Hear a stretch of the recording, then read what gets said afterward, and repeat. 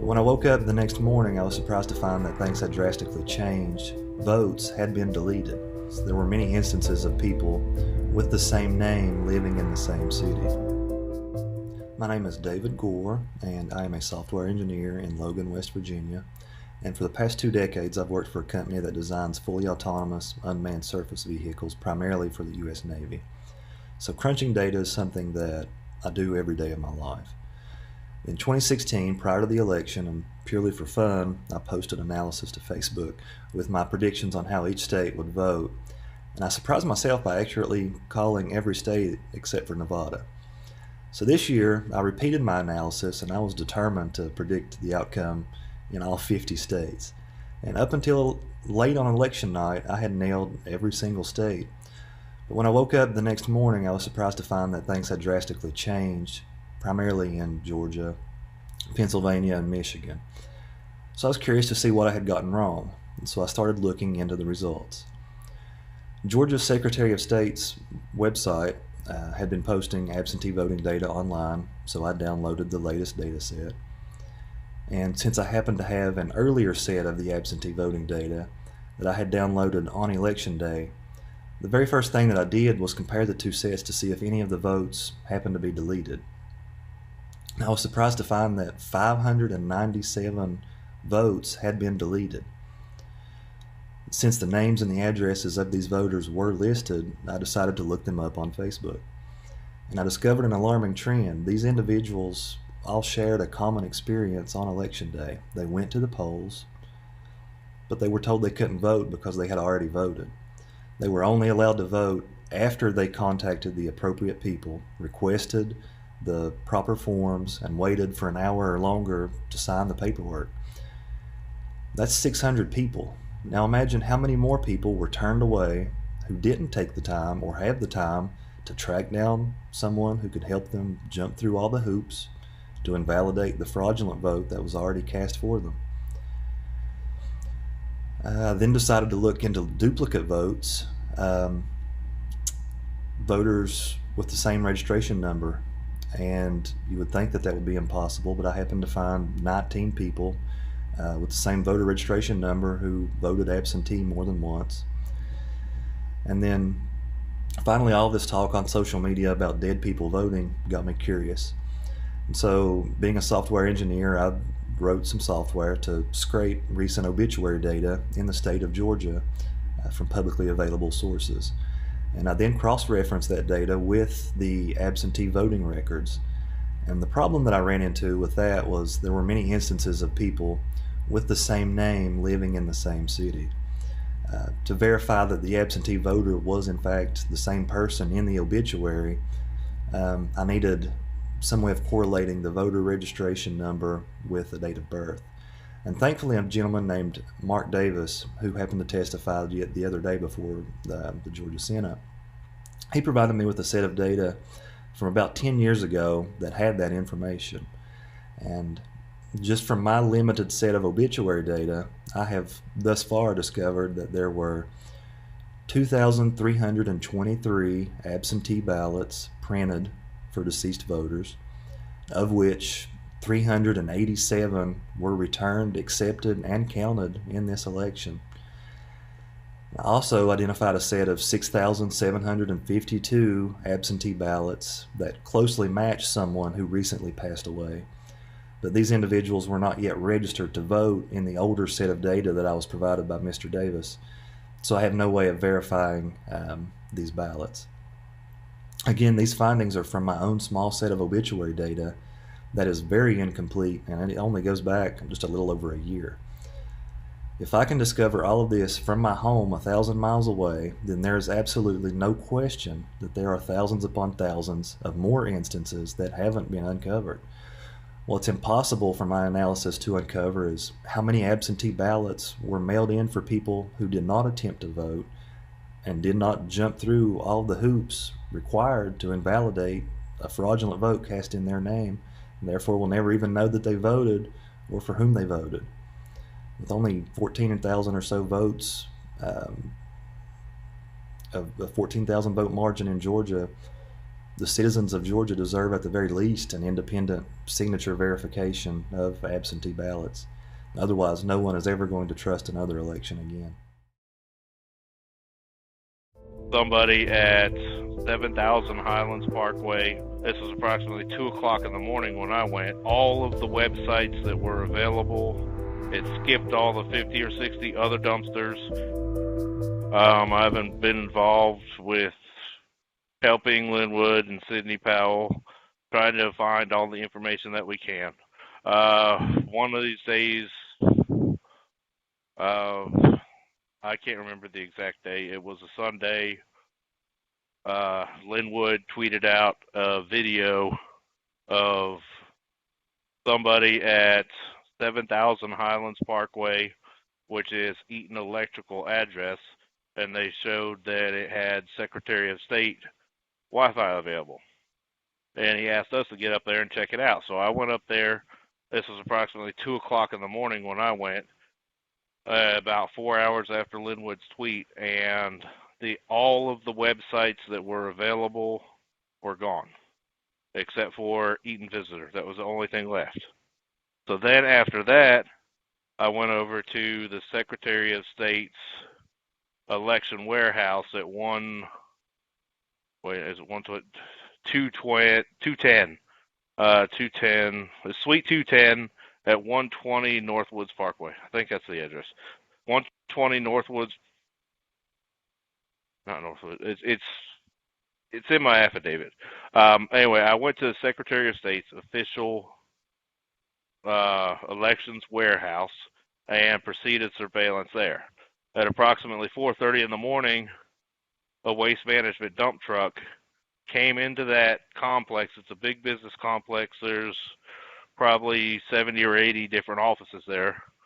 The waste management dump truck came in there, went straight to the Secretary of State elections warehouse dumpster, emptied that dumpster, and left. It skipped all the 50 or 60 other dumpsters straight to that one, so that indicated to me that it was a special called pickup. And those two things are the main things that I witnessed personally. Originally, the internet, from Linwood's tweet, and I'll send you that video as well. From Linwood's tweet, it showed that internet Wi-Fi was available for our Georgia Secretary of State, which was in a private business. And Linwood was asking, does Brad Raffensperger have a secret satellite office set up? And so we went over there, and at one point it had Secretary of State web, but after Linwood exposed it, all of that was just wiped out very quickly. So it indicates that they were covering things up, because we know it was there before, and then after it was exposed, it disappeared. I can't say 100% specific, but when it comes to one place, it at the very least looks suspicious. Which day you were there? There's dates, there's times. I even have timestamps for my Google Maps locations. All of that is within my affidavit. I also observed that there was 2 internet modems, a blue USB flash drive. The laptop was connected by Wi-Fi. My name is Christina Maliman. I reside in Portland, Oregon. I'm the Vice Chair of Oregon Young Republicans, a delegate to Multnomah County Republican Party, and Ambassador to Turning Point USA in Falkirk Center. I volunteered to come out to Georgia to help with the Senate runoff race. When I learned that there was not enough poll watchers for the Republican Party, I asked if I can be a poll monitor instead. When I arrived in the Annex Board of Elections Chatham County, Savannah, Georgia office, I observed that there was 3 scanning machines, there was 2 adjudicating computers, and a laptop. I also observed that there was 2 internet modems. The internet modems were brightly shining green lights. I also witnessed that there was a blue USB flash drive connected to the front of each scanning computer's hard drive. And this was not a keyboard or a mouse connection. because I witnessed that there was a hardwire connection for the mouse and the keyboard to the back of the computer, of the scanning computer's hard drive. I came closer to check and see how this hardwire connection took place. So there was 2 internet modems. So the first internet modem had 6 cords. The green Ethernet cord connected from the internet modem to scanning station number 1. The blue Ethernet cord is connected to scanning station number 2. There was also 4 white cords. One of the white cords connected to a black box that was located on the floor. The black box, it looked like it's probably a server. The black box, so it had the internet connection, and it also had connection to a power outlet. A second internet modem was hardwired, connected to scanning station number 3 to the 2 adjudicating computers, and it also had hardwired connection to the black box on the floor. This was a second black box, and it looks like it may be a server. There was also a laptop. The laptop was connected by Wi-Fi. So the laptop was unlocked all day and on all day, and so I passed by and I observed that it was connected by Wi-Fi. The Wi-Fi icon was on. This is very concerning to me because the adjudicating computers, the scanning computers, and the laptop were all connected to the internet, and they were using the Dominion software system. And they had a list. I'm sorry, there's not a John Doe living here. Were false addresses in every case. Hi, my name is Jamie Parrish. I live here in Sandy Springs in Atlanta, Georgia, and I am a diehard Republican, Trump fan, former vice chair of the Fulton County GOP, and I've worked on lots of campaigns and whatnot throughout this last campaign cycle. I just wanted to tell you guys and share my story about election fraud in my state, in the state of Georgia here. We all knew that some of the results were coming in. I mean, I had been to the rallies, I'd been to all the things, the Macon rally, the Rome rally, and we knew that the results coming in were not really parallel to the excitement that we had in this state for President Trump, and at the rallies, the yard signs, and just the overall enthusiasm for our state. And so after election night, as you can imagine, a lot of people were just absolutely dumbfounded and wondering, how could this happen? And then the story started breaking of things that were just irregularities in our election. I mean, water pipes breaking, people who were count watchers being sent home at night, and things like that. And I wanted to do my part, and I wanted to be involved in helping prove that this was truly an irregular thing, that this was not just a naturally occurring event, that this was being planned, this was being executed. I partnered with the Trump Victory team, and they had a list of Democratic voters on a spreadsheet. And that list of Democratic voters included names that they thought could or might be fraudulent, registered to vote in my state, but they felt like there was something fishy about them. I personally don't know why these names appeared on this web sheet or spreadsheet, but all I know is that I was given a spreadsheet to go off of, and then I set about researching on my own. I enlisted the help of 2 of my friends, Ms. Kathleen Layton and Ms. Patricia Tinsley, and we started out one morning about 11 a.m. This was on November the 9th, and we had 8 addresses to go to. As we would go to the address, we would turn our cell phones on, and we would film the encounter. and we would knock on the door, and the person would come to the door, and let's just say the guy's name was John Doe. Hi, how are you? Is Rakela Sumter here? No, ma'am. Okay. Does she live here? No. She doesn't. No, ma'am. Okay. Thank you Yeah. for letting us check. Yeah, we moved in like maybe a few months ago.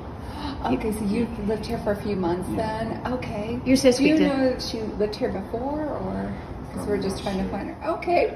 Thank All you. right, thanks so much. Have a blessed day. Thank you. Thanks. Hi, how are you? Yeah, hold on one second. Hi. I'm not sure if I've got the right place, but is Ryan Ricard here? No, what address are you looking for? Well, it's supposed to be 5202.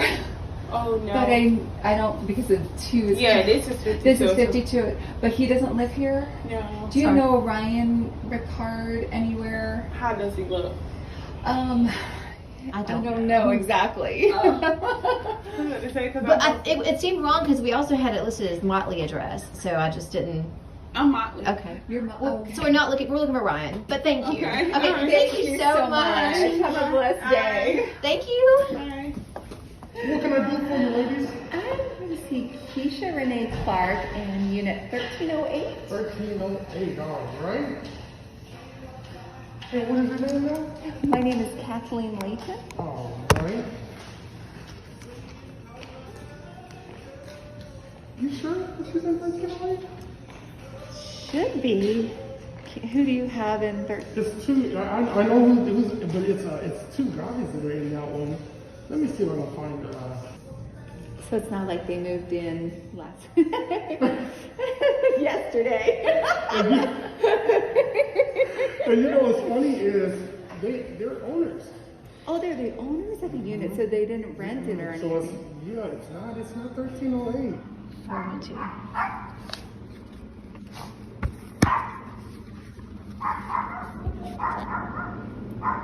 It's Kathleen, Patricia. Hi, it's Kathleen and Patricia. I'm sorry. Hi, I'm here to see Sanja.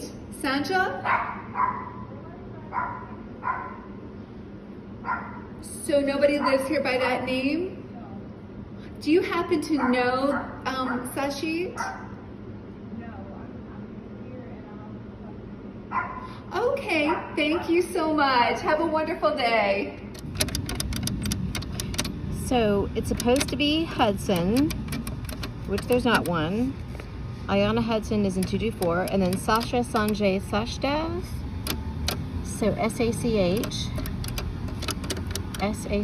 There's definitely neither Ayana nor Sasha are in this call box for this community, which is 3432 Piedmont Road, and they are not here. And we did verify knocking on doors, spoke with one person.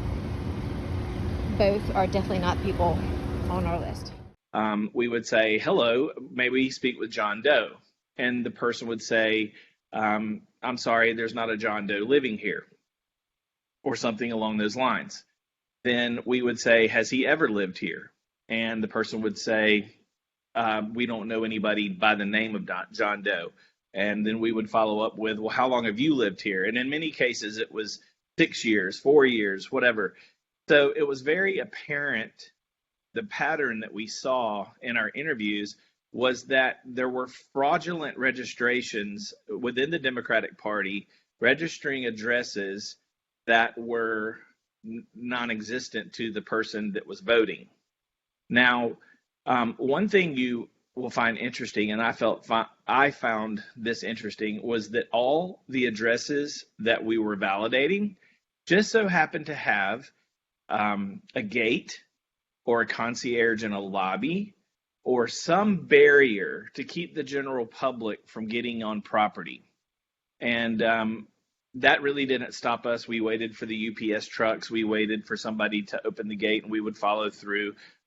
Maybe, trespassing, I don't know, but it was worth it to me to find out the answer to the question. And the answer to the question, what I found out, is that 8 out of 8 addresses given to me with registered Democratic voters in Georgia were false addresses in every case. And I have that documented on video. So if I had 100% fraudulent votes on my list, I can only imagine that many other door knockers doing the exact same thing I was doing had some of the same. As a matter of fact, I've heard from many of them, and they had the same. So this means the Democratic Party are registering people to addresses that are not easily proven to be false, meaning behind a gate, behind a concierge. Most people will not risk getting a trespassing charge to validate a vote. I don't mind doing that, but most people won't. And that is what they're counting on, and that is what they're doing. So for the upcoming election, the new senatorial election coming up with Kelly and Doug against Warnock and John Ossoff, I'm afraid we're going to see a lot of the same. I'm afraid we're going to see a lot of dead people voting. I'm afraid we're going to see a lot of out-of-state people moving here to vote. I'm afraid we're going to see the fraudulent address thing. If you have a fraudulent address here in Atlanta, you could probably figure out a way to vote twice in some other position. So I will send you guys in the videos, and I hope that you'll all look at them. Kathleen Layton and Patricia Tinsley did an excellent job for me, asking the right questions when we knocked on the doors. And it just really is disheartening and sad that our democracy has come to this, that a party would lie, cheat, and steal this election from our great president. So I'm Jamie Parrish from Atlanta, Georgia, and I thank you for your time. It does not meet Georgia laws, which is almost mathematically impossible. That would have settled the whole issue, and she moves the skirted table on, which is also a violation of Georgia law. Then another woman pulls another case out, at least 4. This was an issue with Texas when they rejected the ballots had already been removed from the envelopes and continually streamed false information. My name is Garland Favorito.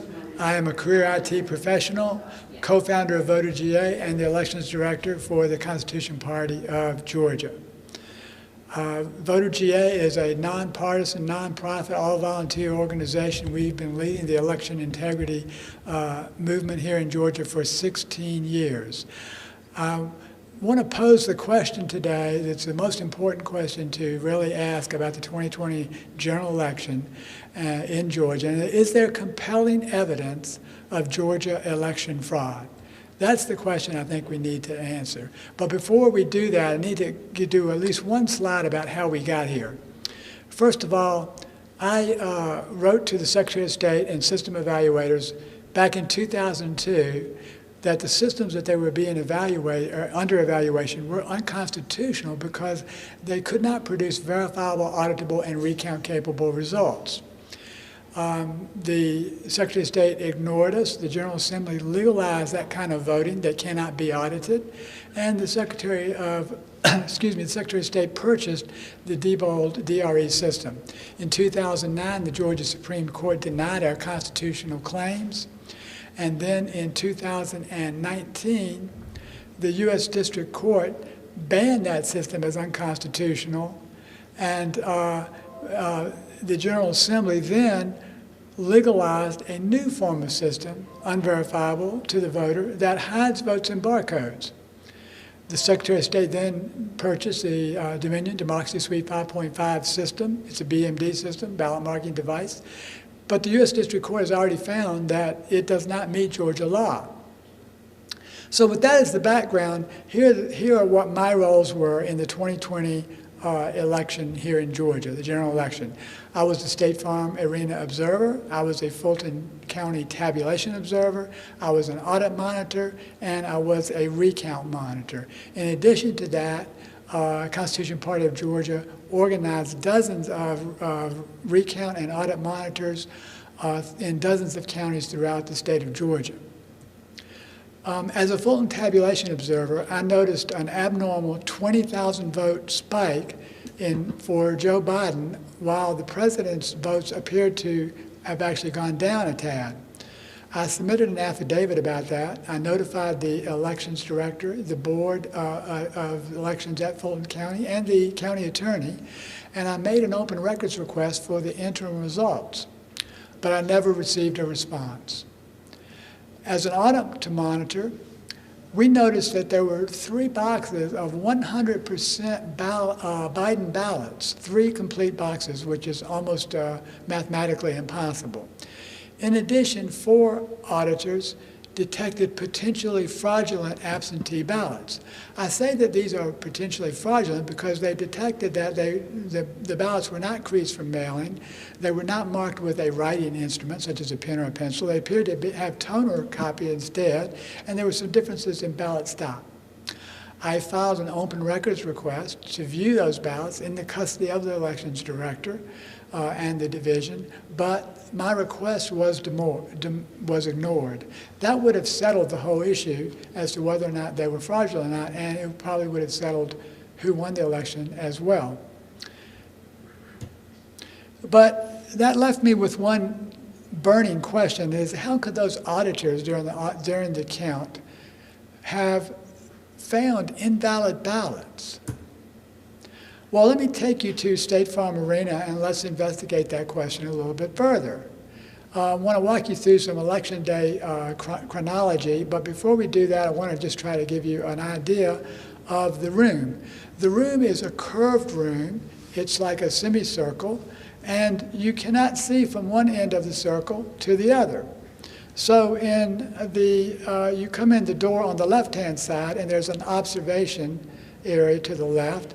But you can see part of that room, but you cannot see back in the back right corner. There's just no visibility. The room itself is a violation, I believe, of Georgia law. So let's go through the chronology really quickly.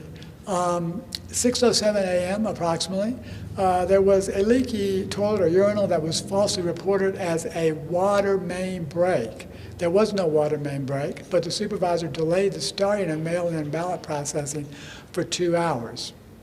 The closest leaky toilet does not abut to the wall where the ballots are being processed, and there does not appear to have been any activity there to move ballots out of the way and that sort of thing in case there was water. But at 8:22 a.m., you'll see a woman in the videos that the president's team presented to the Senate last week. You'll see a woman put a skirted table into this room, and the woman has a blonde braids, and she moves the skirted table on, which is also a violation of Georgia law. I believe you cannot have skirted tables. We certainly did not have skirted tables in the audit or the recount whatsoever. So that seems to be another violation. At 9:30 a.m., the ballot processing begins. It continues through the day as normal. And about 10 p.m., you'll see the woman in blonde braids again come out and makes an announcement that the processing is going to stop for the night, according to 2 affidavits that are on file.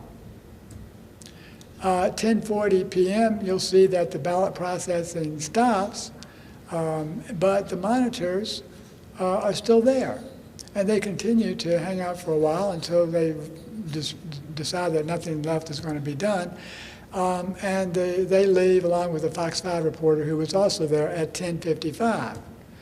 11:03, the woman with the blonde braids pulls out the first suitcase of absentee ballots out from under the skirted table. Then another woman pulls another case out from under the skirted table, and then the supervisor pulls out another case out from that same skirted table, 11:03, 4, and 5 approximately. 11:10, by that time the scanning of the ballots has been continuing and does continue illegally for almost 2 hours. There appear to be 4 scanners in this this picture, and there are at least 4, and then there's those scanners can do at least 3 and if not 5,000 ballots per hour, and that took place for at least 2 hours. So you can do the math on that and see that that could be anywhere from 15 to 25, 30, or even 35,000 ballots. All of that is a direct violation of Georgia law. There can be no dispute about that. You cannot do elections activity without monitors present. About 12:55, the scanners leave after scanning all those ballots onto memory cards. And about 40 minutes later at 1:35, you'll see this tremendous spike of Joe Biden votes on the election line feed. You'll see that down towards the bottom of this screen, and then you'll also see the times for each upload, that each interim result, and everything looks normal until you get to that one spike that occurred about a half an hour or 40 minutes after these folks had finished scanning what seems to be obviously illegal ballots, and tens of thousands of them. At 1:40 a.m., the monitors returned after they were notified that the counting was still going on. They didn't realize it. And by that time, tens of thousands of votes, 15, 25, maybe even 35,000 votes had been scanned illegally in violation of Georgia law. So that leaves us with a couple of questions that are good questions, I think, that need to be asked. And the first question I think that would come up is, if those ballots are really fraudulent and they were scanned, why does the number of ballots cast match the number of voters voted in Fulton County? Well, the answer is, first of all, it doesn't. It didn't match. There were 340 or plus difference in the number of voters voted versus the number of ballots cast. So other considerations, if they did match, would be the fact that the ballot processing supervisor also controls the ballot tracking list. That's a security issue. If you wanted to make up new ballots, then you could also have the power to check off someone who has already been voted, even if they had not. If you remember, during this election, many people came to the polls and were told that they had already voted by absentee, when in fact they had not. But even another more serious issue is the fact that the Dominion system has a security flaw that allows memory cards to be substituted. This was an issue with Texas when they rejected the Dominion system prior to Georgia purchasing the system. A couple more questions that have come up. Did the monitors decide to leave on their own? That was a theory posed by the Secretary of State's IG in a declaration, which is, by the way, not a sworn affidavit, but a declaration, which has no meaning in a court of law. Well, the video shows that the announcement had ceased, and the monitor's affidavits confirm that. The scanning appears to stop before the monitors had left, and the monitors returned after finding out that the scanning continued. So that tells me those four things actually defeat the Secretary of State's claim and make it false, and those monitors, again, as I mentioned before, have affidavits to back up their contentions, whereas the Secretary of State's office does not. The other question that came up by the Secretary of State is, well, and the contention is that this was normal ballot processing. What you just saw in that video is normal. Well, first of all, it's not normal to have a skirted table to hide ballots under. That is a violation of Georgia law. Again, the ballots were hidden under a table. They were not processed from the wall as the normal ballots were processed. They appear to be in non-standard suitcases versus boxes, which are typically what absentee ballots are in. The ballots had already been removed from the envelopes, and if you noticed in that processing room, that's where they actually open the envelopes. But these ballots had already didn't have any envelopes. The ballots were scanned onto memory cards, as you saw, after the monitors left. That's another violation of Georgia law and not normal. The curvature of the room itself is not normal, and the fact that the monitors were so far roped off from the people who are doing the work. That, again, is not normal. None of this is normal, even though the Secretary of State's manager claims that it is. So without going into a lot of history with the Secretary of State's office, but they have continually streamed false information for the last couple of years, such as these machines would be cheaper than hand-marked paper ballots. We all know, even at that time, that that was true, and the Secretary of State's election director was called out nationally for that. So that's a little means. I think we've debunked the debunkers here, and let's just sum up with some compelling evidence for our last slide. First of all, the auditors have claimed they handled fraudulent ballots, and they have 4 affidavits to back that up. The monitors were told that processing would stop, but it continued. They have 2 affidavits to back that up. The election line feed shows huge spikes in Biden votes after ballots were processed. There are 2 affidavits to back that up. These are all sworn affidavits made under the penalty of perjury.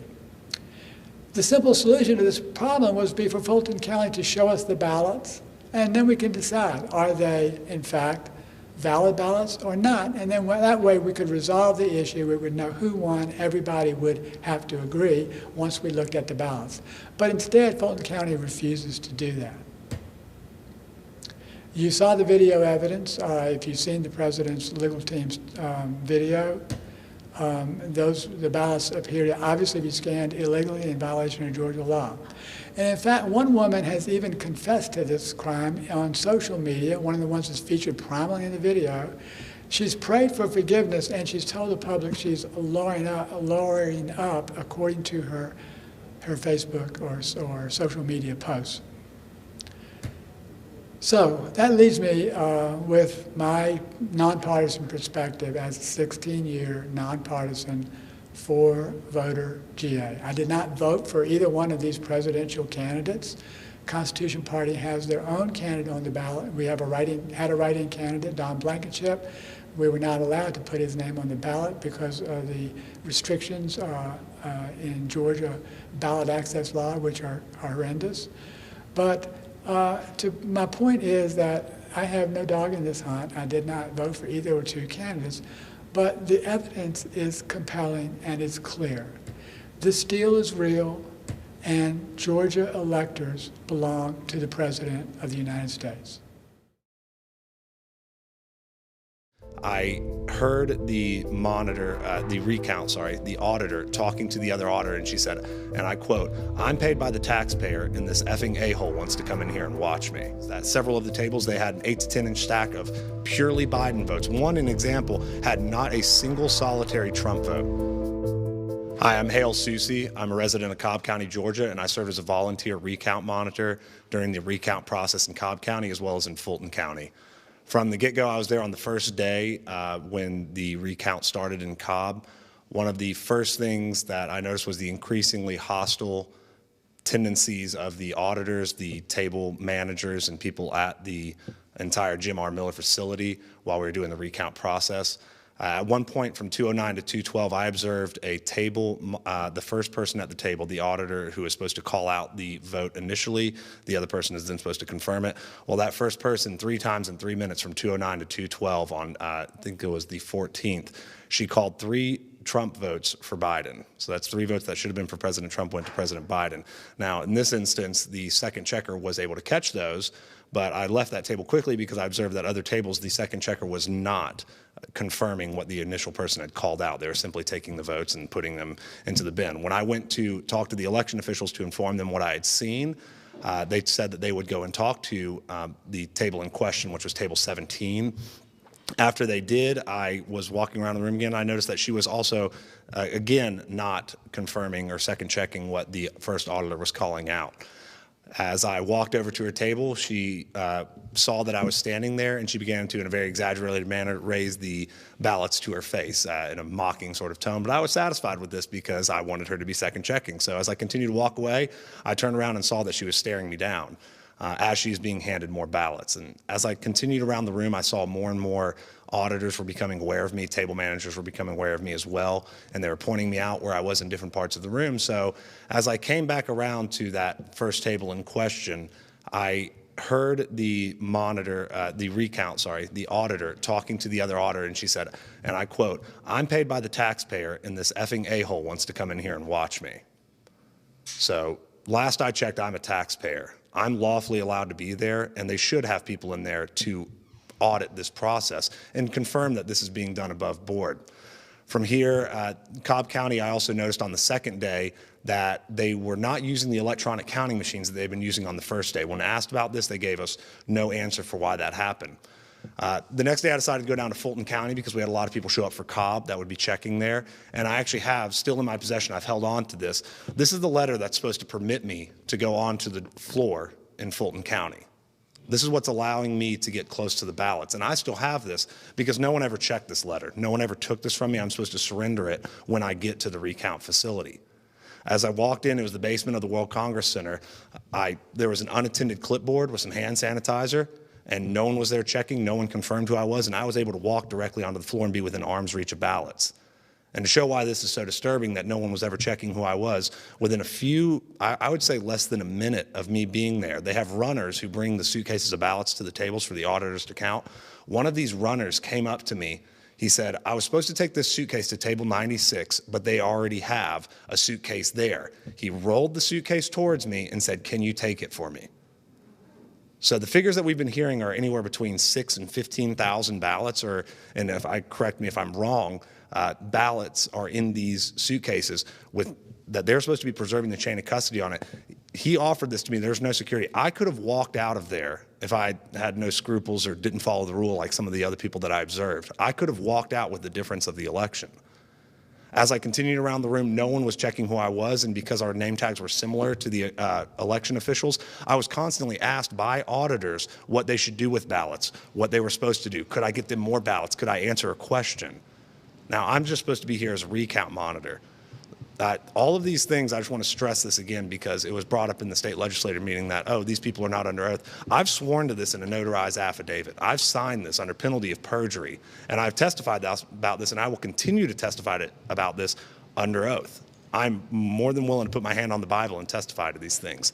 Some of the other things very quickly, we saw some tables, they had 2 suitcases of ballots there. No reason for that. The auditing tags that are supposed to keep the chain of custody on the suitcases that say when they've been open, most of these were not filled out and some of them were even broken. As I was able to walk up to the suitcase at the front of the room where they're storing, there's a back hall, no one's checking that. I was able to get within arm's reach, and I have pictures of all of these. So, like I said, I'll swear to this under oath, and I can also show pictures, and I intend to show these pictures. One of the other disturbing things that I noticed is that several of the tables, they had an 8 to 10 inch stack of purely Biden votes. One, an example, had not a single solitary Trump vote. So I work with consumer data, and anytime we have a number that's approaching the 90th percentile, you start to get very wary about that because that's just the probability of that happening. So for this entire stack of ballots, anywhere between, it's 8 and 10 inches tall, I'll let you do the math on this, several thousand ballots, to not have a single solitary person vote for Trump, it just doesn't add up, and it's very disturbing.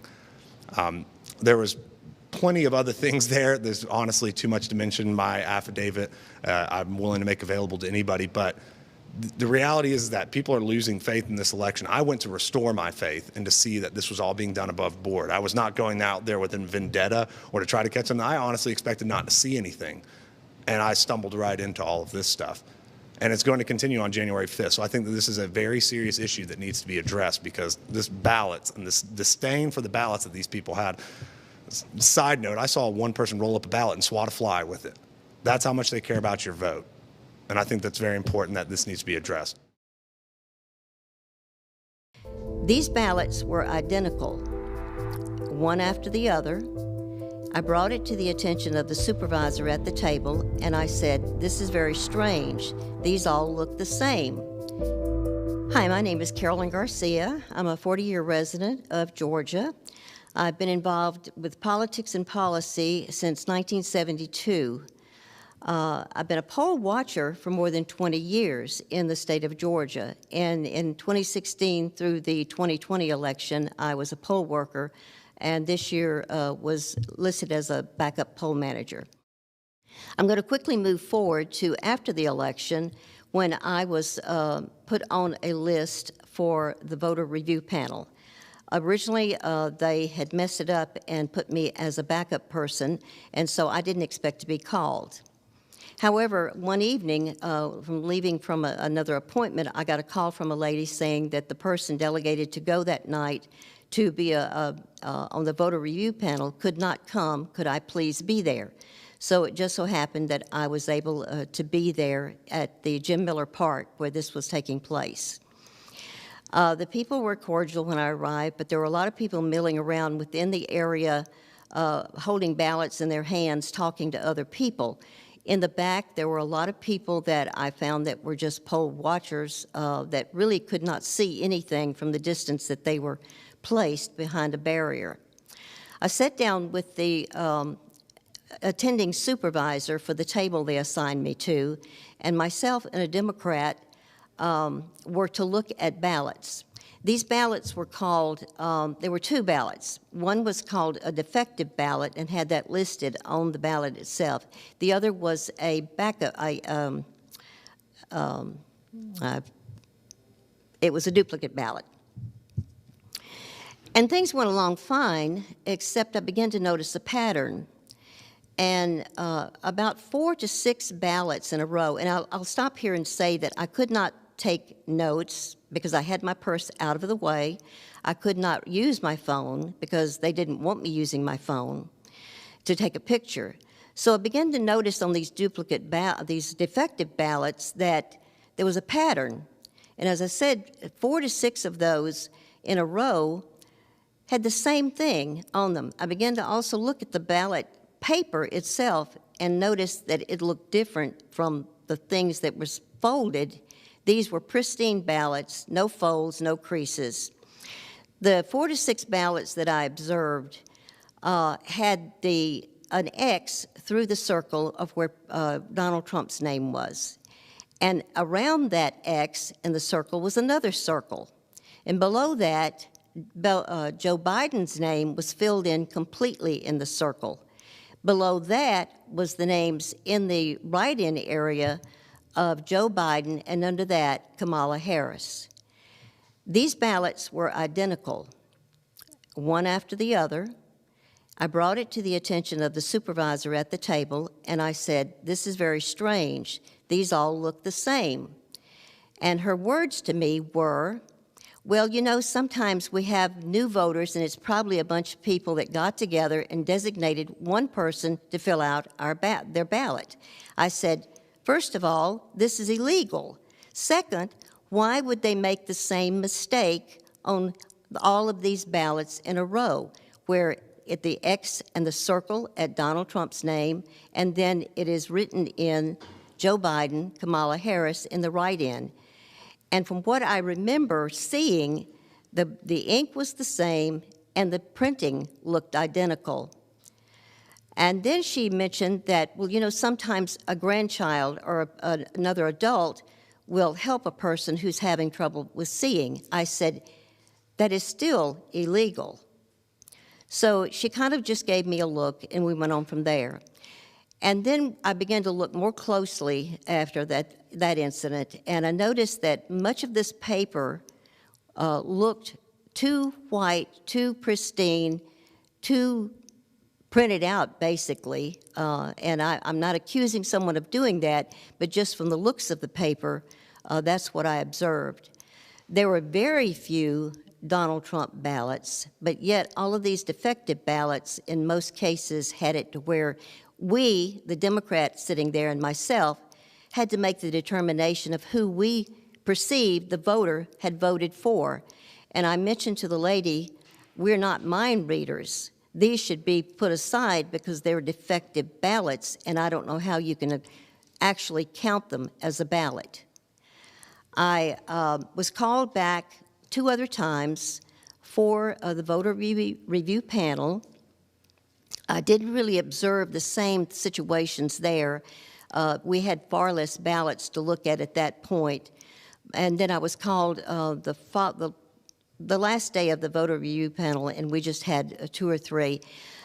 Something else that just kind of struck and stood out to me was the familiarity and the friendliness of the supervisors to many of the people that were from the Democrat side. Now, they might have been friends previously, that can happen. I'm just very concerned. I almost didn't come forward with this, but then I realized, you know, if I see something that just doesn't look right, and there are very glaring, blatant issues that I saw myself, then I need to bring this forward and let others know about it. I thank you for your time and appreciation of looking at what I'm having to say, and I just hope that we, in the future, have fair and balanced and legal elections. Thank you. Their final table count had only 226 votes for Trump and 3,087 for Biden. We were told we could not speak to any of them. We could not take pictures on the floor. We could not talk to anybody but an election official, who then had to go to the table to tell them our complaint. Hello, my name is Lisa Kaminsky, and I am from Fulton County, and I was a witness, actually a monitor, at the Fulton County recount on November 14th and 15th. What I'd like to state today is what I had submitted via an affidavit to Senator Ligon, and it is my written statement that was submitted to him. To begin with, although that I am a Republican, I came in with the Constitution Party of Georgia to be a monitor for the audit. The group was originally given permission to be monitors, so I was told. Per Richard Barron, I believe he was the director of elections, the group was not allowed to be on the counting floor and stated that only parties of the candidates were allowed to have 10 members each maximum on the floor for monitoring. I was able to be accepted by the Georgia GOP party to observe and be a monitor, given a credentialing letter. But again, the group was only allowed 10 members on the floor, of which there were only 5 or 6 of us there on the morning of the 14th. I was trying initially to observe well over 30 tables, probably 36 and more initially. It was a scramble to try and find additional people. We had a young man by the name of Matthew Honeycutt, who said he was from the Georgia GOP, that was there trying to get other people as well, and he was the only person, and he was our contact who was able to get me the credentialing letter. So in the morning, the mail-in ballots were being counted, of which I witnessed and recorded 28 boxes with questionable low ballot percentages of votes for Trump, and of those, 14 boxes contained groups or subsections, and what I learned what those were the batch numbers, because I have never been involved in politics to this degree before, other than getting out and voting. So if my terminology is incorrect, I apologize.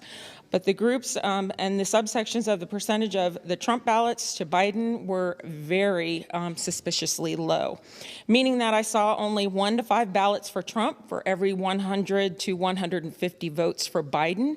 In one case, I saw approximately 50 ballots noted for Trump to over 350 for Biden, noted on a tally sheet for 1 lot out of a box. I witnessed 1 box of ballots left opened and unattended, and another where there was a question of a range of numbers on the box, and an election official changed the number on the outside of the label of the box. And I don't know if this is pertinent or not, but the batch numbers on a box were changed. There were counters who kept their yellow tally sheets turned face down and boxes on the floor with the label either turned in toward their leg or facing under the table, so that we as the monitors could not see the lot numbers, the batch numbers. I even had one auditor who physically went to stand between myself and the table to block me from looking at anything. I witnessed a few very large piles of votes for Biden, approximately 1,000, and just a handful of votes for Trump within a suitcase. Around 3:30, an announcement was made that if a table did not have a suitcase of ballots in front of them, then those auditors could go home. After that, I felt that the remaining auditors had picked up speed, and I question if errors may have been made in their haste to finish counting their suitcase. I felt like once a majority of people started leaving, that there was a rush to get things done. I took notes to the best of my ability of the polling place that the suitcase came from and the table with which it was being counted. All suitcases left on the table were to be sealed with a plastic lock, but I did notice and report 2 suitcases on one table where one was locked and the other was not, and they were left unattended. So in the next day when we came in, we were limited to, again, 1 monitor per 17 tables. And we were told that we could not hover and we had to keep moving, which makes it very difficult to actually, since you can't read the writing, you have to be able to take your time to look at something. I now also had to put my name badge on, and I had my name badge, but then I also had to label myself as with the GOP party. So I do not recall any of the counters at the tables wearing any name badges, let alone marked with which party that they were affiliated. So why were we as GOP members told that we had to wear a badge notating which party we were with? Every time that the official walked away, went back to doing things the way that they wanted and tried to, again, confront me. We were told we could not speak to any of them. We could not take pictures on the floor. We could not talk to anybody but an election official, who then had to go to the table to tell them our complaint. The small writing on the paper ballots, again, made it difficult to read and locate the candidate's name. Many tables turned their ballots upside down so that we could not verify that each ballot was going into the pile for that candidate. They also had their tally sheets turned over so that we could not read them, even though that they were told by the election official, Ms. Mabel Jones-Allen, to make sure that we were able to see the sheets and the suitcase labels clearly. I noted what looked like different thicknesses of paper used for electronic voting from what I had at my voting place.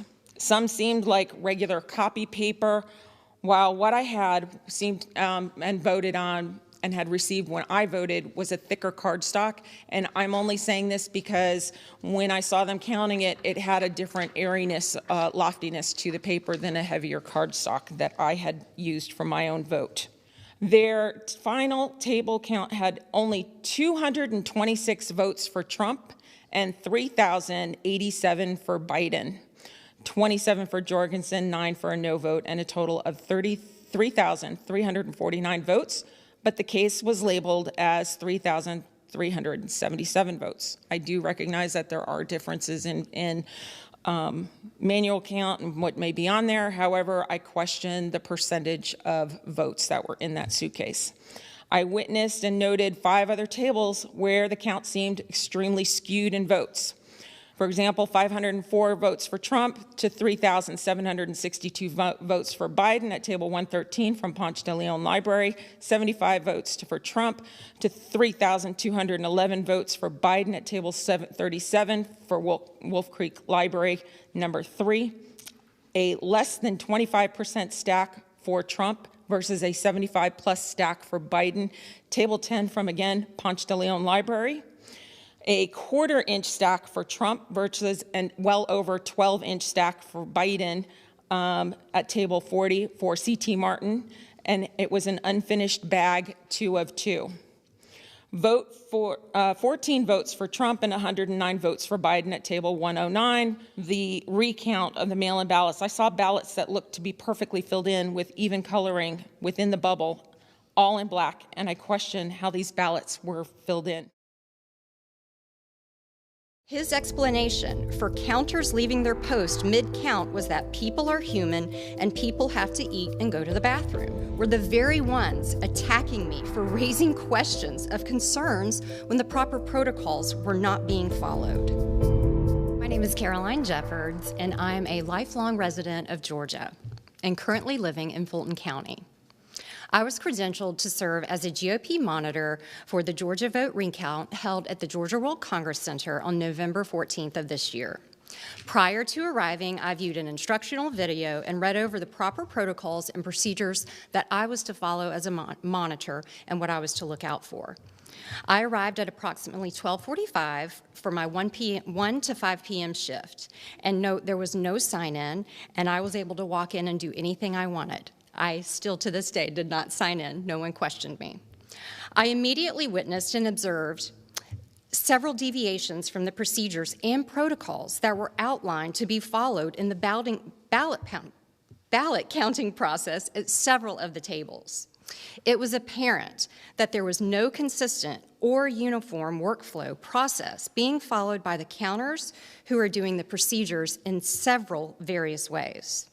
Counters were also eating, drinking, and their personal belongings were all on the counting tables, all while they were supposed to be counting. There was also at least one table, table 123, where a man in a white outfit was counting all alone, unsupervised, and unverified. I have video evidence as well as pictures of this man. And again, this was as soon as I walked in the room, I witnessed this. Ballots were also being stored in multiple black carry-on suitcases and pallets against the back wall of the room in the Georgia World Congress Center, in an area that appeared to be unsupervised and unsecure. I also have video evidence and photos of this area as well. There were numerous instances of the counters not following the proper process, and including counters leaving the table in the middle of counting and tallies not being tabulated. I recorded the table numbers as well as the vote totals and tallies, and will provide those and can provide those in details to you later. I also have photographic evidence of these tables. At approximately 2:57 p.m., almost 2 hours into my arrival, after witnessing concerning activity at table 124 and even more blatant disregard to the protocol and process, I raised my hand and asked to speak with and asked for an election recount supervisor to come over to the table to report my concerns, which is what I was instructed to do so. It took several minutes for anyone to arrive. I found myself asking a familiar face, grabbing her arm and asking her to please find me a supervisor as I continued to stay at the table and watch. The first person to arrive was whom at the time did not introduce himself. I was unsure of who he was, but later found out that he was indeed the Fulton County Board of Elections director. Shortly following his arrival was she was an election supervisor. And then shortly thereafter, approximately 6 to 7 other Democratic monitors began to arrive and kind of gather around me. And then I saw who is appointed by the State Elections Board as the state monitor. I saw him and asked him to come over as well because I was not feeling comfortable at this time. Also, Ms. Cheryl Ringer arrived kind of late into this conversation towards the latter half, and she had come over from table 122 where she had been sitting at the table by herself while 2 other people had left to go eat. And she was not a recount. She was not someone who was certified to count votes, but there she was sitting at the table. The conversation with Mr. quickly became very confrontational as he seemed very defensive and irritated that I was bringing these violations to his attention. He began speaking to me in a quite aggressive and condescending manner, very disrespectful, very confrontational, very rude. It was obvious that he was not concerned about any breach of protocol and did not even dispute what I had witnessed was a violation of the rules. Instead, his explanation for counters leaving their post mid-count was that people are human and people have to eat and go to the bathroom, and then proceeded to question my humanity towards others. Obviously, I countered back with, well, everyone else is eating and drinking at their tables, and there's no reason why these people have to get up and leave. As I was surrounded by other workers and officials, I mentioned the atmosphere became somewhat threatening. I consider myself to be a strong woman. I was raised by parents who taught me that I could do anything or be anything, and the sky was the limit. I found myself in a position trying to hold back tears and hold my ground for what Mr. Barron and Mr. Jones were doing to me, as well as the other monitors that gathered around, how they were making me feel. I saw and asked Carter Jones to come over and help, and then I explained what took place. He looked over at Mr. Rick Barron, and Mr. Barron recited the same excuses he had said to me earlier, and then Carter Jones continued to repeat the same excuses Mr. Barron had stated earlier to me. I also asked that my complaint be documented since they told me that they weren't going to do anything about it, and I was told that there was no way in which to do so. I was in total shock and disbelief realizing that the very people charged with ensuring and protecting this process of our right to vote, were the very ones attacking me for raising questions of concerns when the proper protocols were not being followed. Later on, at approximately 4:45, suitcases were unattended. People had left. Suitcases were unattended on tables. Stacks of ballots were still left on tables. Nobody was around. So if, another monitor had been sitting, watching a table for 10 minutes. And I said, "What's going on?" He said, "Nobody's been here." I went and tracked down the election board monitor. And I said, "Come over here. There's a whole table full of ballots, unlocked, not in a suitcase." And he goes, oh, I see, that's Miss Mabel. She's headed over there. It's okay. This is the end of the day. Anything could happen. How is this allowed to how is this okay for him? Also, approximately on November 20th, I called the Fulton County Elections Office to verify that they had indeed documented my voting. I did vote in person early the last day, and I was shocked to find out that they told me that I had requested an absentee ballot. They could not tell me the date it was mailed. They said that they don't have that information in their system. So then I thought, well, can you look at my husband and ask if he too was mailed an absentee ballot? And sure enough, he as well was mailed an absentee ballot. Neither of us received an absentee ballot in the mail. And they proceeded to tell me that when we arrived to vote, that we should have had to present our IDs and also sign a form to acknowledge that we were signing over or kind of giving up our right of our absentee ballot. None of that took place for myself or my husband.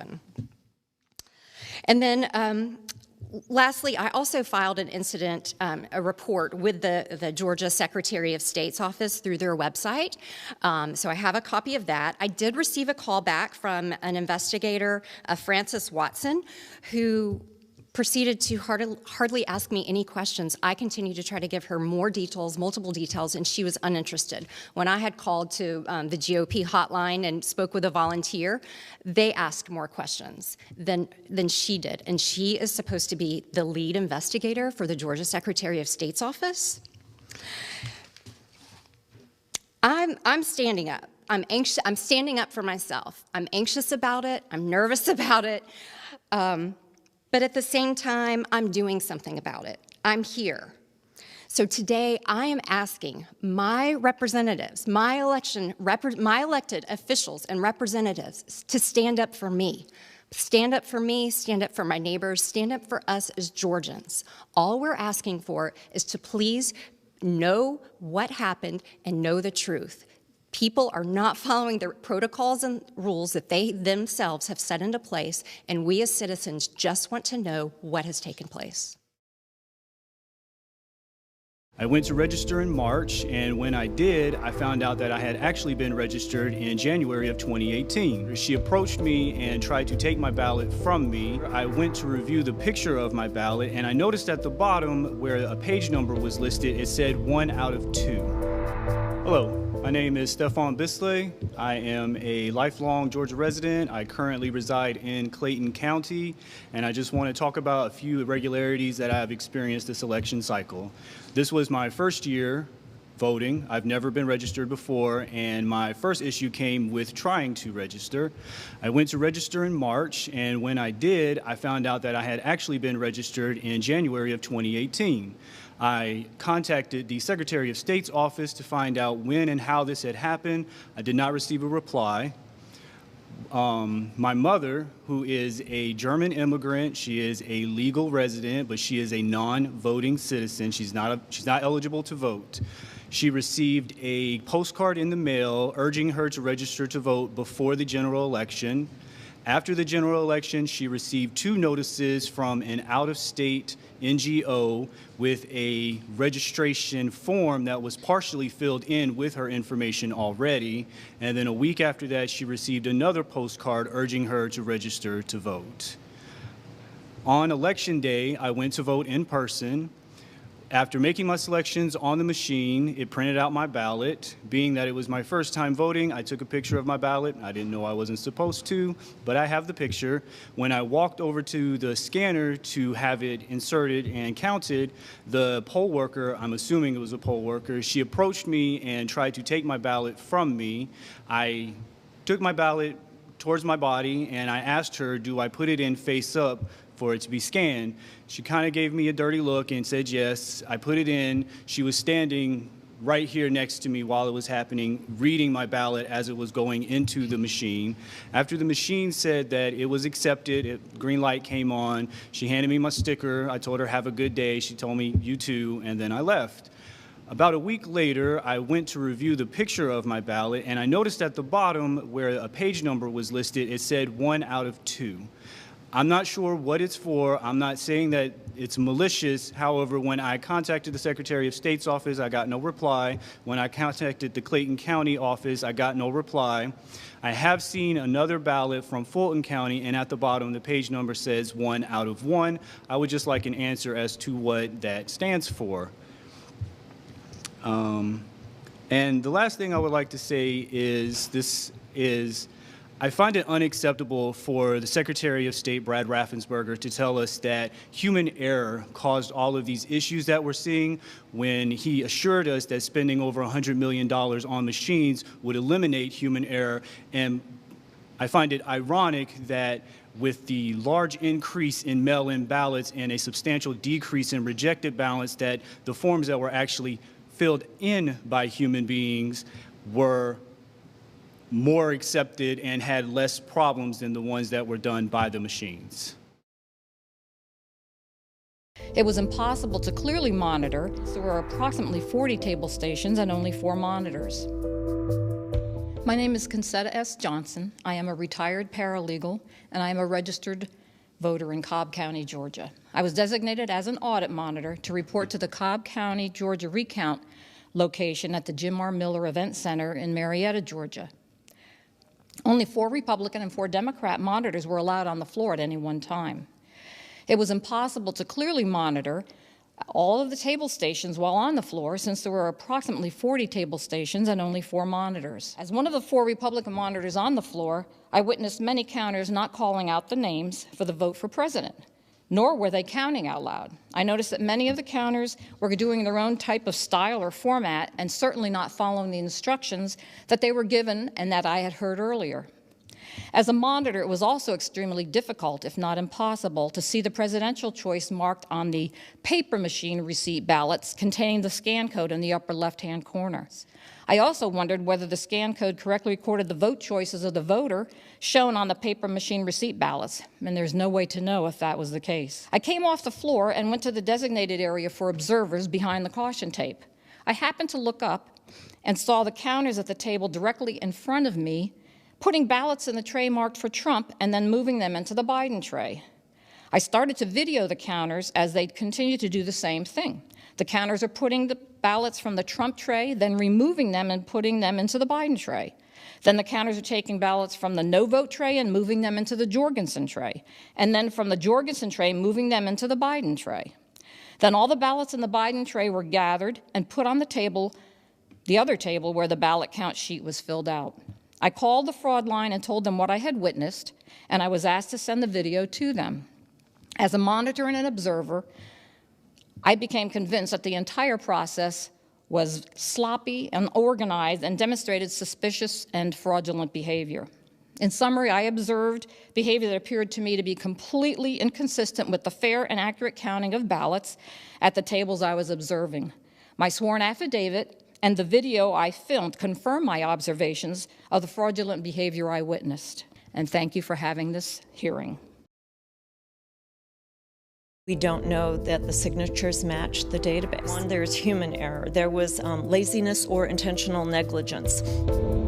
I'm Catherine Flom, Cobb County resident. I worked as a monitor for Cobb County for the hand recount and the machine recount. I am speaking today to attest that there is no way, after all the monitoring that I did, I could state that this recount, both recounts, proved that the election was fair from what I witnessed. First and foremost, we were merely recounting paper ballots. We had zero way to prove whether the ballots were verified.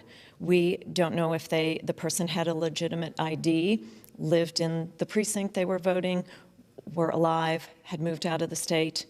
We don't know if the ballot was cast on time. We don't know if the Dominion voting machine actually altered the piece of paper once it was cast in person and then fed into the machine. We don't know that the signatures match the database. How do we know that these people haven't already voted and that all the other methods that they live in that precinct? And she said, oh, our computers catch all of that. And this is the same Dominion voting system that we're having so much, there's so much evidence of fraud on. So when I mentioned that to her, I said, this is the same, questioned computer system. She said, that's just a rumor. That's not true. So then I proceeded to work for many days. I worked many days through the hand recount, and then I continued to work through the machine recount. There are a number of incidents I witnessed that lead to my saying that I can't prove that this was, or state that this was a fair way to prove our election was fair. So people would be sitting right across from each other. People would be sitting one end from the other. And then they were allowed to line up the ballot boxes however they wanted. So Joe Biden could be at one end of a 5 or 6 foot long table. Trump could be at the other end. Joe Jorgensen could be in the middle. Or it could be different on the next table we went to. So as a monitor, being required to stand 6 feet apart, we were 4 people, 4 Republicans allowed per 10, for all of the tables, so that was 40 tables, so 1 person per 10 tables, which is already impossible to monitor. And then you approached, every table you approached had a different configuration.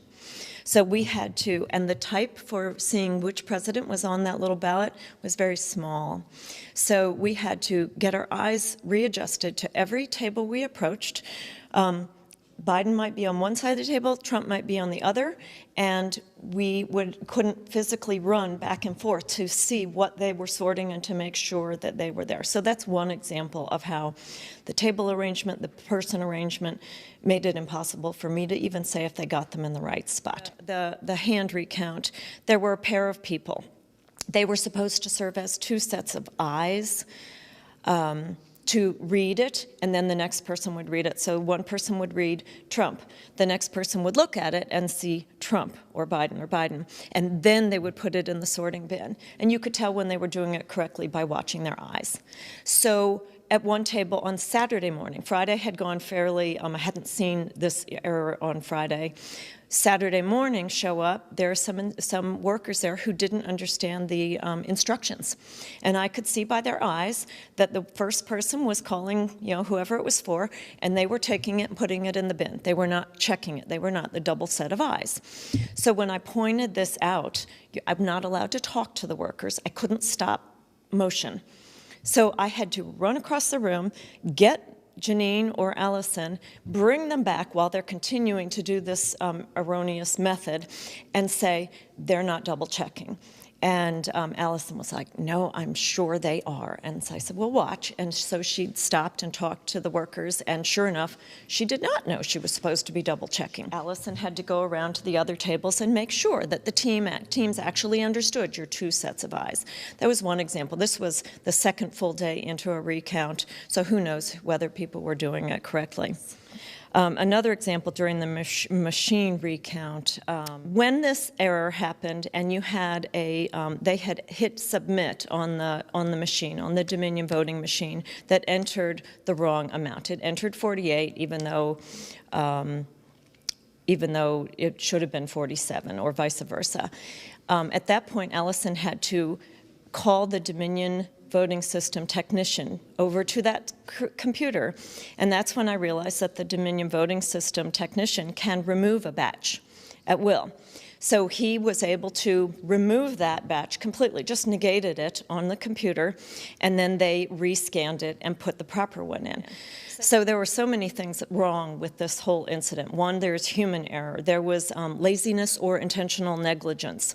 And then I was witness to the fact that a Dominion computer person can alter whatever he wants. He can remove a submitted batch when he wants. My thought is that after working maybe up to 5 days or 8 days or whatever on these recounts, I cannot state at all that this indicates that this was a fair election and that the recounts prove it. There was 1 foot 2 feet high of Biden votes, and there'd be 0 Trump stacks. The ballots looked perfect, pristine. The paper was flat, didn't look like they'd been folded. The mark on it was perfectly in the dot. It did not look like a human did it.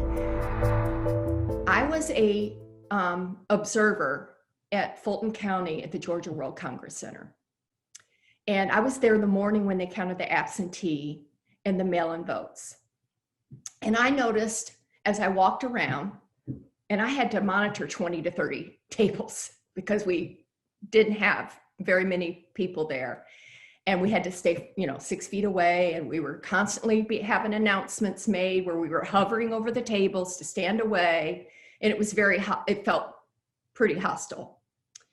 But otherwise, that's fine. I went along and did my job. And so I noticed that there was 1 foot 2 feet high of Biden votes, and there'd be 0 Trump stacks, or maybe 4 at the max.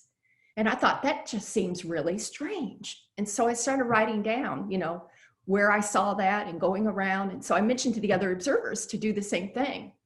And they saw the same thing. In fact, those batches were in groups of 100, and on every 100 batch, you have an orange sheet on top, which counts the count. And one time we observed 5 of those batches in a row that were 100% Biden and 0 for Trump. So that means that's 500 votes right in that group alone. As I went through, I began to say, I think there's thousands, and I'm estimating at least 6,000 just in that morning alone were fraudulent. So when I looked at the ballots, I got to look a little closer. And interesting enough, other observers said this to me as well, that the ballots looked perfect, pristine. The paper was flat, didn't look like they'd been folded. The mark on it was perfectly in the dot. It did not look like a human did it. It was filled in with black ink, and they all looked the same. And I thought, this just doesn't look right, because you could tell the ones that were true absentee ballots because they've been folded and mailed, and these were not that way. And so I really believe that those are fraudulent ballots. And I'm questioning why some on this committee don't want to actually look at those to prove whether it was real or not. And I don't understand that, because I believe you're choosing party over country. And I really wish you would choose country over party, because we are going to have to fight enemies. And if we allow this to happen, enemies will take over our country, because a divided house cannot stand. And so I just urge you to please allow the audit inspection of all absentee and mail-in votes, so that we can be assured and confident that we had a free and fair election. Thank you. I checked my voter account and the rest of my family's. Everybody's vote was there except for mine. And so Monday, November the 9th, I called the Secretary of State's office again, and they said, ma'am, you don't have a vote in the general election. You need to call your local elections office to see what went wrong. No one has called me back. No one at my local elections office can find my ballot. No one can tell me anything. My name is Vicki Sutton, and on October 13th, I voted in person at Garden Lakes Baptist Church in Rome, Georgia. I didn't have any problems. I went through the process. It took a little over 2 hours. And then on November the 6th, I checked my voter account and the rest of my family's. Everybody's vote was there except for mine. And so I immediately called the Secretary of State's office. They looked me up and told me that they did not show that I had voted in the general election. And so I called Rome Elections Office, and they looked me up. This was about 9:15 in the morning on November the 6th. And she told me that she thought my ballot was upstairs to be processed in. And she took my phone number and she said, as soon as we get it in, we'll call and let you know. Well, at 3:30, around 3:30 that afternoon, I hadn't heard from anyone. So I called the Secretary of State's office again. They told me the same thing. You don't have a vote. You need to get to your elections office. There's a 5 o'clock deadline, and see what's going on. So I immediately drove to Rome's election office, and I went in presented my ID. She took it to a computer, looked me up, and came back. And she looked at me and she said, "I believe your ballot is upstairs to be keyed in." And now this is a little after 4 p.m. on Friday, November the 6th. And I said, "Ma'am, I voted in person on October 13th. Why is my ballot not in the system yet?" And she asked me, "Did you sign a white piece of paper when you voted?" And I said, "Yes, ma'am." And she said, "You're good to go. We'll get you in before 5. Well, that night, my vote still wasn't in my account. I messaged Brad Raffensperger through Facebook, and he responded Sunday that I also told him that there were 8 others in my community that I knew of that did not have their votes in their accounts. 2 people had their entire voter registration account deleted, and I asked him to please do some research at Rome's election office, send somebody up, something's going on. And his response was, "Don't worry, you voted the same way as I did, your vote counted." He didn't look me up, he didn't ask for relevant information, he just told me, "It's fine, everything's fine." And so Monday, November the 9th, I called the Secretary of State's office again, and they said, "Ma'am, you don't have a vote in the general election. You need to call your local elections office to see what went wrong." So I immediately called Rome's election office. The lady that answered, I told her my situation. She asked what my name was, and as soon as I said Vicki Sutton, she said, "Ma'am, you came in on Friday, didn't you?" And I said, "Yes, I did." And she said, "Your vote counted." She didn't ask my date of birth. I know she didn't look me up at that point in time. She just said, "Your vote counted." And I said, "Great. When will the Secretary of State's office and myself be able to tell that my vote counted?" And she said, "It won't show that you voted until after the state has been certified." I voted October the 13th, and my vote is not going to show up until after the state's been certified. As far as I know, it's been certified twice, and my vote is still missing. I've contacted and filed reports after reports after reports to the Secretary of State's office. No one has called me back. No one at my local elections office can find my ballot. No one can tell me anything. And so that's why I'm here today. My vote was not counted, and there's other people in my community, same situation. I had a friend who, she and her son went in and voted on November the 3rd. They came out of the office, or the election place, and her son immediately received a text message that said, "Your vote that you just placed did not count because you voted absentee ballot." He's 18, he's never requested an absentee ballot, and he was told his vote in person wouldn't count because of the absentee ballot that was supposedly placed in his name. They pulled up their My Vote register, and it was grayed out. There was nothing. They reached out to Georgia Secretary of State. There was little to no response. My name is Alex Cruz. I have a PhD in physical chemistry, which gives me the professional viewpoint of this data to certify that it is right. I'll start with an overview of the data and the interpretation. This data was provided by the Georgia Secretary of State, and I'd like to show here where the data came from. So this is right off the website. You'll see to the left here on the slide that the results and stats, and you pull down to voter absentee files, and you can download every person that voted early and an absentee mail-in ballot in the state of Georgia. But today, I'll be focusing on Fulton County.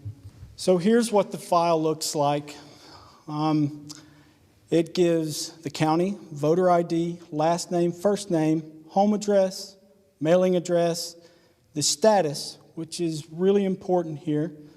You see in the chart, application status, A means accepted, ballot status, A means accepted, and some other letters that I will explain in the next slide as well that are very important in my data analysis.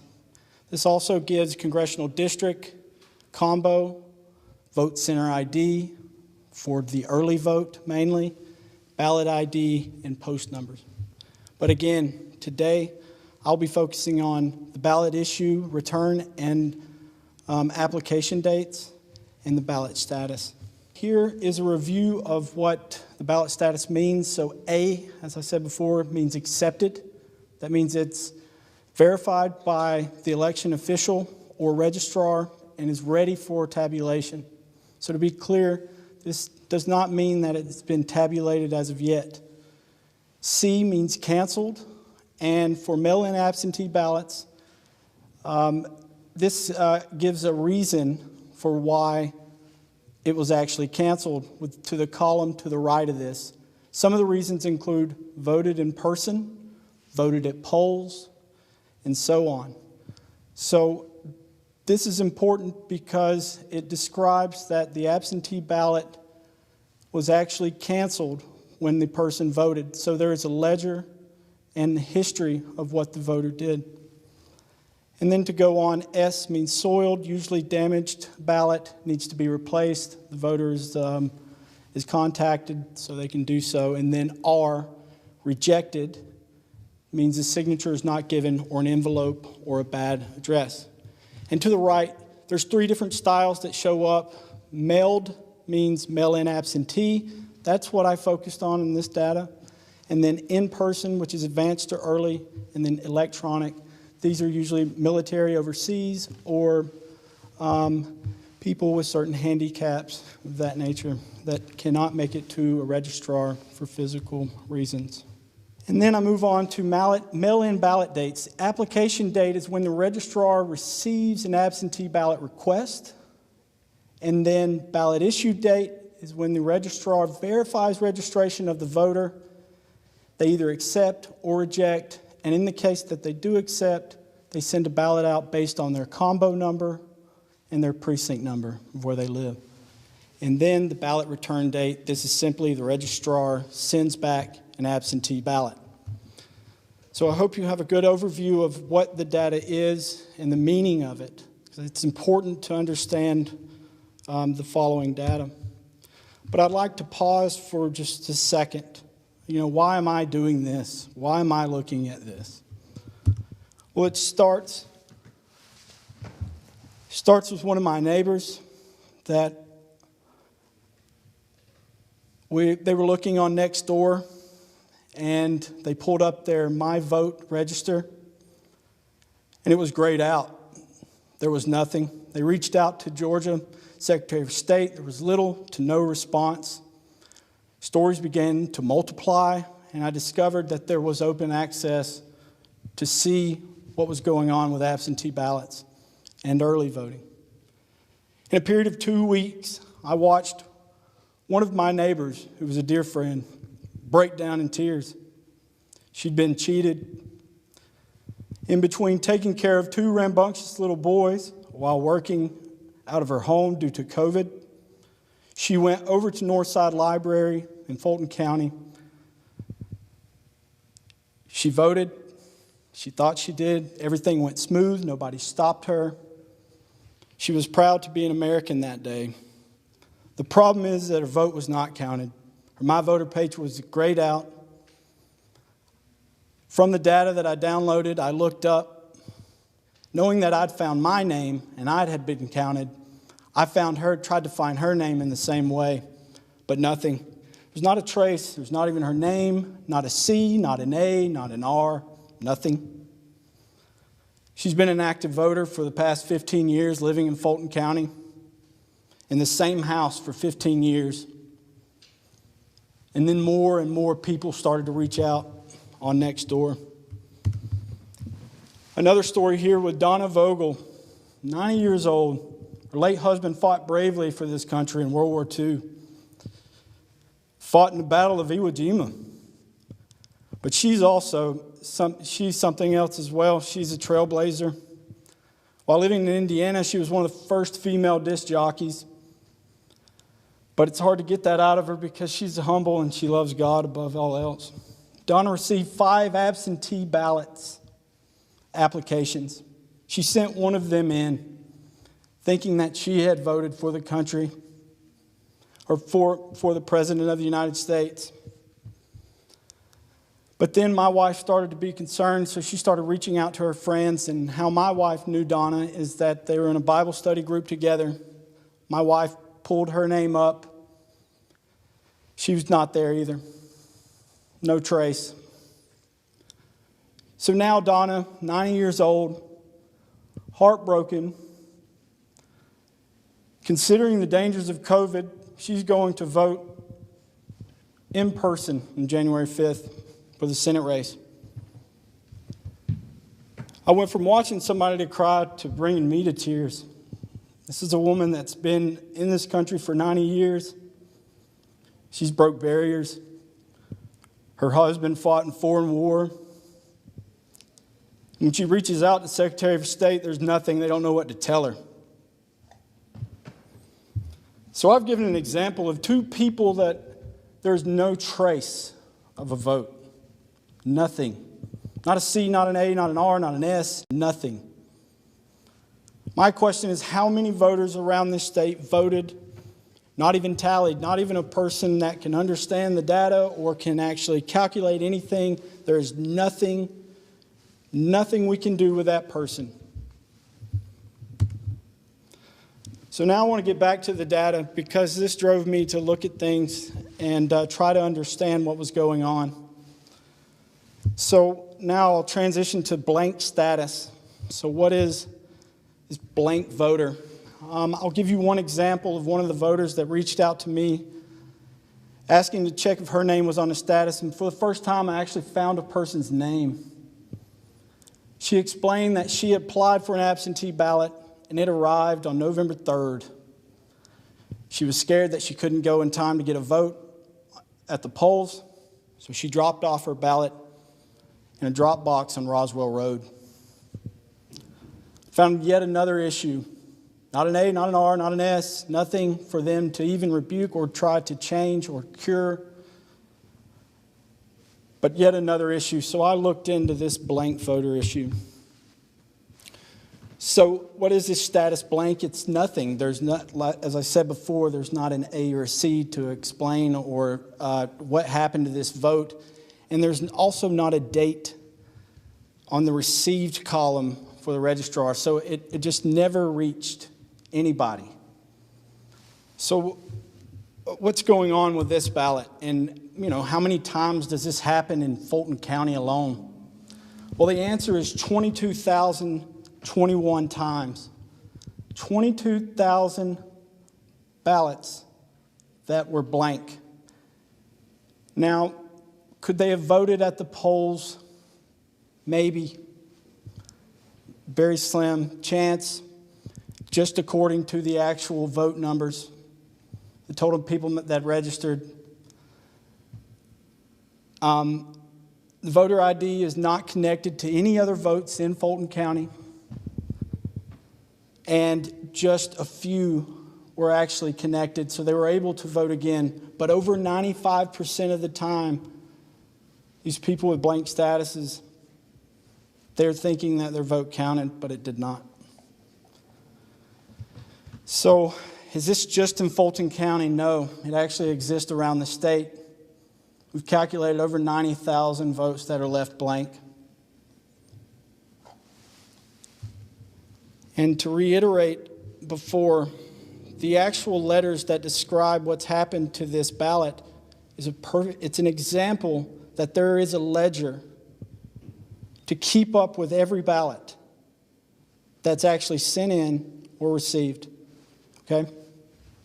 So what has happened with these 22,000 votes? And then I went on to look at these processing times with mail-in ballots. So just to give an idea of the calculated process time, voter sends in a filled-out application or applies online. The registrar or official verifies voter is registered, and then the application is accepted or rejected. Absentee ballot is then mailed out, and that takes 2 to 4 days, sometimes longer, depending on what day of week it was sent out, and so on. The voter then fills out the ballot and sends it back with the supplied envelope. So it's mailed back 2 to 4 days. So you're seeing a round trip with at least 7 or 8 days of mailed-in ballots. Also, I'd like to add, this process at an absolute minimum will take 5 days by mail. And the amount of hands that it actually touches, 2 mailmen, at least 2 mail processors at the post office, election official and registrar. You're looking at a minimum of 6 people touching a ballot in comparison to a poll worker maybe touching a ballot. So what's with this super fast mail? So I looked at the numbers. There's 36 cases of ballots that were accepted after Election Day, which is understandable if it's 3 days within and it's postmarked, but some of them were November 29th. 45 cases of ballots issued after the date the ballot was received by the registrar. That is physically impossible. 87 cases of ballots mailed to post office boxes, which is illegal in the state of Georgia. 164 cases of ballots were issued and mailed, ballot filled out by voter, mailed back, placed in a drop box or registrar in a total of 1 day. 93 cases where ballot was issued, mailed, same process, total of 1 day. 54 2 days, 190 3 days, 186 4 days, 205, totals in over 1,300 votes. That looked physically impossible. I end with that remark, and this is only a few statistics that I chose to look at. There's so many more. It's extremely heartbreaking. And I would like to think, I've thought about this a lot, and I'd like to think that if this was the shoe was on the other foot, would I be strong enough to recognize what is right and wrong? I think that this is definitely wrong. I see people that I've been friends with, I've known for a long time, that have not voted, and they feel cheated, and it's a horrible feeling I can only imagine.